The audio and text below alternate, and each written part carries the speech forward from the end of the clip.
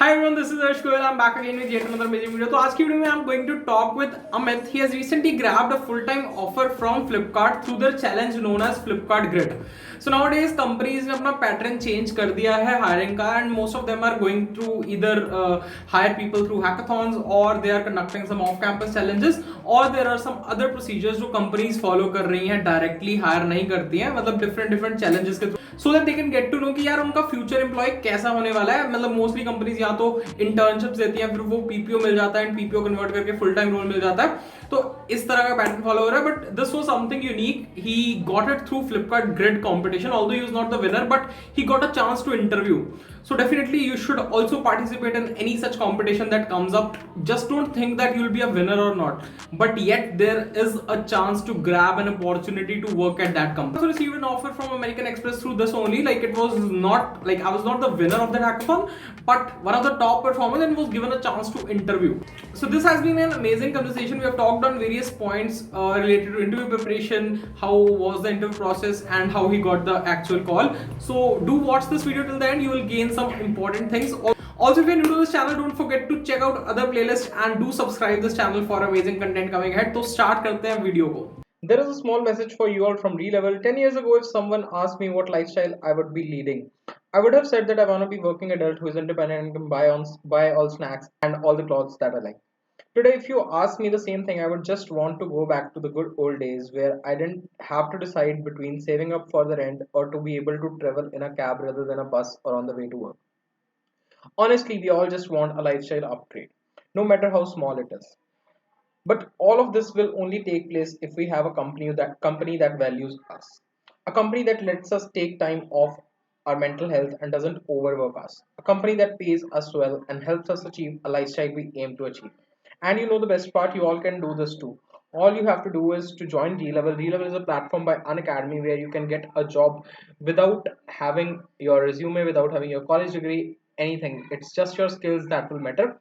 So there are three tests that they have for business development, front end development, and back end development. The best part is that it's completely free. You just need to go and register for any of the tests, book your slot, and score above 700. So once your score is above 700, your profile will be shortlisted by different companies for interviews at different positions in the company. So definitely it's a must go opportunity. I'll give the link to this in the description below. I want all of you to go ahead and check that out. And now let's move on to the video. साथ होने वाले हैं Amit Kumar Tiwari. He's from BIT Mesra and he has recently grabbed an amazing offer from Flipkart. We'll talk with him regarding his entire experience of Flipkart. Along with that, we'll talk with him regarding the resources that he used to prepare and what all things were important from a point of view. Apart from that, we're going to have some amazing discussions related to careers in general. So don't forget to watch this video till the end. So let's start this video with a brief introduction of Amit. Hello everyone, I am Amit Tiwari. I have completed my BTech in Electronic Communication Engineering, Institute of Technology, Mesra, in 2021 itself. I have done my 6 months internship at Fastmill as a software development intern, and I am currently working as a software development engineer at Flipkart. Great. So we'll start with a bit about your college journey, like what all things you did as a part of your college and like how you started up with programming and also would like to know more about that. So since I'm from EC background, initially it was kind of difficult for me to, get started with programming and all those things. So what I saw that we had, programming clubs in our colleges like IET, IEEE, and where students were mostly from CS branch or IT branch. And even, I applied for the same and then I got selected in those, clubs. And since then, I was actively involved in various activities and the workshops which the clubs conducted. And so that was how, I got the peer group and I was just involved with people who were completely into coding and development. And that is how it all started. And even since I was from EC, I was clear that no matter what, I wanted to go into software development field. So I started programming since my first year itself, although I was not that much active, but yeah, I was doing a little bit since the start itself.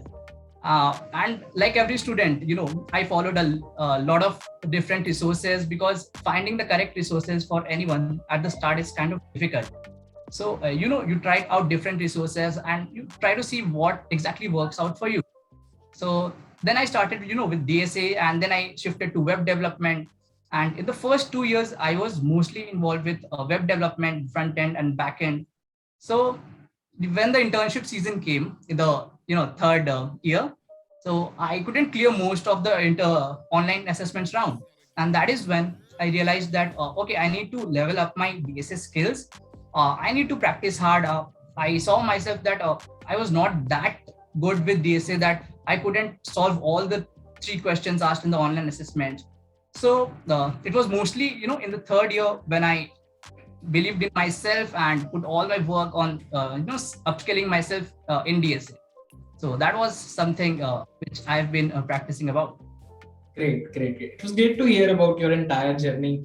So now we'll come upon to the actual process of Flipkart. Like, how did you get to know about the opportunity? Was it an on-campus or an off-campus opportunity? What were the number of rounds, like starting from the online test and different interview rounds? We'd like to know more about the type of variety of topics that were touched upon in interview rounds. So we'd like to brief about the entire process of Flipkart. Okay. So basically, Flipkart conducts an competition known as the Flipkart Grid. Mhm. So created as a team in August 2020 itself, with the just aim of participating in various competitions. We didn't have anything like okay, we'll be hired through these competitions or anything like that. So we participated just normally. We couldn't clear to the next round.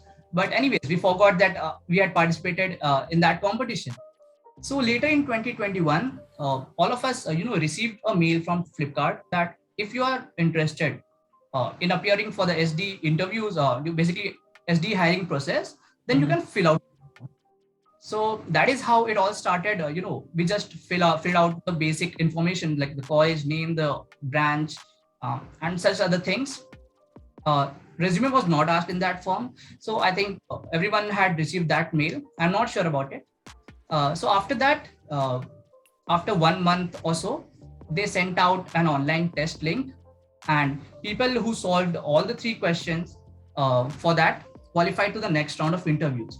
So first of all, we had the online assessment, and the results were out in the next few days.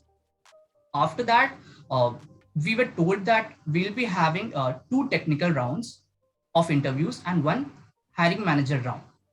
And each round was an elimination round. And that is how was the interview process and the interview round. Great. So if we want to categorize, like, was the process more focused upon development or it was completely based upon DSL goals? Like to know more about that. So Flipkart, the first 2 rounds, which is the technical round, it mainly focuses on DSA only. So it was basically a code pair round where the interviewer gives you questions and you both try to solve at the platform, and that is basically the code pair round. You can expect 2 to 3 questions in a span of let's say 1 hour or 45 minutes, and you are also expected that first you need to obviously explain the approach, what you're thinking, starting from the brute force, and then modifying it and optimizing it. And you're also expected to write the full working code. So that was it for the first 2 rounds. And in the third round was basically a hiring manager round, which consists of questions asked from your prior internship experiences, or the projects which you have done, or anything can be asked from your resume. And also to add to this, in few of the cases, even in hiring manager round, a coding question was asked. Like in my case, I had been asked a coding question in the HM round as well. So that completely depends upon the interviewer, and that is all about the 3 rounds. Got it. So like it was, and like nowadays the hiring patterns have been changing, and such concepts of hackathons and different challenges that are open to all, these have been coming and these have been launched by different companies. So it's a very great way to get into these companies, and I generally motivate people to do participate in these, even if they're not very confident about their development skills or whether they're going to win that thing, right? Exactly. Great. So now coming upon to which all preparation resources, like which all resources you followed for different subjects, like maybe CS fundamentals or normal data structures algorithms or maybe system design. So which all resources you followed and how was your preparation strategy? So basically, I first focused on my DSA skills. That is the most important thing which you need to, have as a student. So I focused on DSA and I prepared from various resources. So I followed, various YouTube channels first of all. And regarding the coding platforms, so I switched from different platforms to different platforms. In fact, I have touched all the coding platforms. But I won't suggest, people to try from all the coding platforms. You should stick to one or two platforms and you try to solve most of the topics from there itself.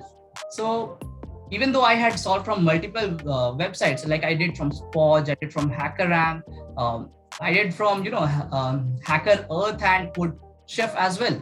And obviously, the majority of the questions which I solved were from Code Forces. So, and I was, solving a few contests as well.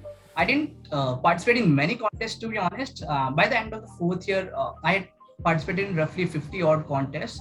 But there are people who love computer programming and they participate in 100 plus contests. So, I mean, it all depends upon your interest. So that was something which I loved. And, solving a lot of questions from these websites helped me a lot in building up my implementation skills. So even though I didn't cover a lot of different topics of DSA in the starting years, like let's say till the second year, I didn't cover the advanced topics of DSA. But what I did was I solved lots of questions, which eventually helped me, build the core, the basics of my programming, and I used to solve the implementation questions quickly.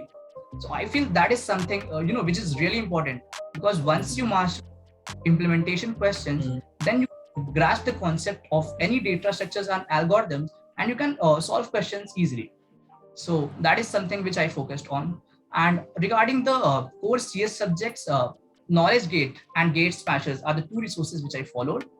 Apart from that, there's a website known as studytonight.com. So I use that for quick revision as well.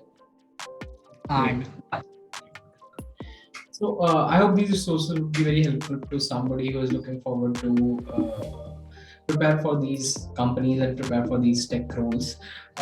Now, this is very controversial. Also, I would like to add one more thing, that obviously, those coding platforms were really helpful for me in the preparation journey initially. But eventually, one needs to understand that we also need to solve the standard questions. So in that phase, Geeks and LeetCode were the two websites which helped me a lot. So once I built the foundation of, my implementation skills from the other websites, then I switched to JFG and LeetCode. And then, I solved lots of questions from those websites, and which eventually helped me to learn the various topics and implement, topic-wise questions of those topics from LeetCode and Geeks for Geeks. So I feel that those two platforms are really gem. But if you're someone who is starting off, I'm not sure if that would be really helpful, because see, LeetCode is a platform where you can expect that it contains really good quality of questions, right? And even in interviews, questions are directly asked from LeetCode. So if you're a complete beginner and you're just starting off from the very start, it might be difficult for you to get comfortable with those questions immediately, because there are questions which require a different kind of logic to solve those. So you need to have some experience with at least basic implementation questions beforehand. So that is all I want to say. Got it. So I would like to know, you have done competitive programming also. You have solved some questions on Code Forces, Code Chef, and then you moved upon to practicing questions upon GFG and LeetCode. So would like to have your perspective on this.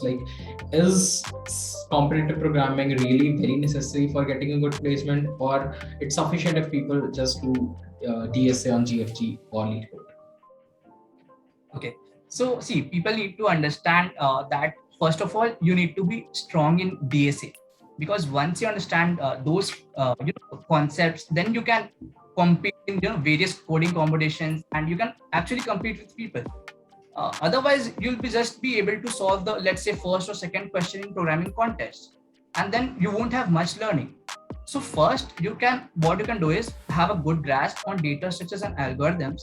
And if competitive programming really interests you, then definitely you should go and solve contests on those platforms. But if you are someone who doesn't like competitive programming, then it is not at all necessary. But the catch here is eventually when you will be appearing for the campus placements or anything off campus, so there will be a timed environment. Like you'll be expected to solve, let's say 3 questions in 1.5 hours. So if you are someone who is not at all used to solving questions in a fixed time constraint, or let's say you're not someone who is accustomed to handling that time pressure, then you can't perform at your best. So that is where I think you should definitely give a few contests at least before your placements, because those help you test yourself that okay, how comfortable are you solving questions in a timed environment. So I think that is sufficient. It is not at all necessary. If you're not interested, at least you should be comfortable that okay, show me any DSA question, I'll be really confident, and I've done all those things, practiced lots of questions, and I'll be able to solve it. So I think, yeah, DSA is absolutely important, but competitive programming is optional. Got it. So coming towards the concluding part of our conversation, I hope this insightful journey of Amit would be helpful for many. So one final piece of advice from your end to somebody who is preparing for such tech roles right now. I'd like to say that it doesn't matter which college you belong to, what is your branch, you should always aim high, aim for the best companies in the world, aim that you want to become the best software engineer. And that is something which should keep you motivated.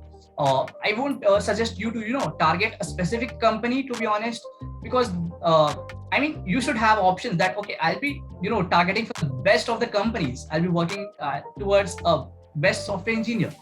But you should be open to many companies, because there are lots of good product-based companies. There are so many companies that people are not aware of. So that doesn't mean, those are not good companies. You should always, try for check out the good companies, and Ash even keeps on posting different hiring opportunities. So, and apart from this, first of all, obviously you should aim high. And second thing is never compare yourself with other batchmates or anyone who is way ahead of because that is when, students start feeling demotivated. So that is something which I will suggest, that compare yourself with yourself only, because see that okay, 3 months ago I didn't even know these all topics, and now I'm really comfortable with those topics. So let's say from 1 year now, I'll be really confident with the topics, and that is how you should proceed. That compare yourself with the past you, and apply those learnings in the present yourself. So that is definitely which I believe in, comparing with myself and not with others. Got it. Thank you so much, Amit, for being a part of this show and guiding students with your journey, with your experiences. I hope this would be really very helpful. Thank you so much once again. Thank you, Ash, for having me. Thanks.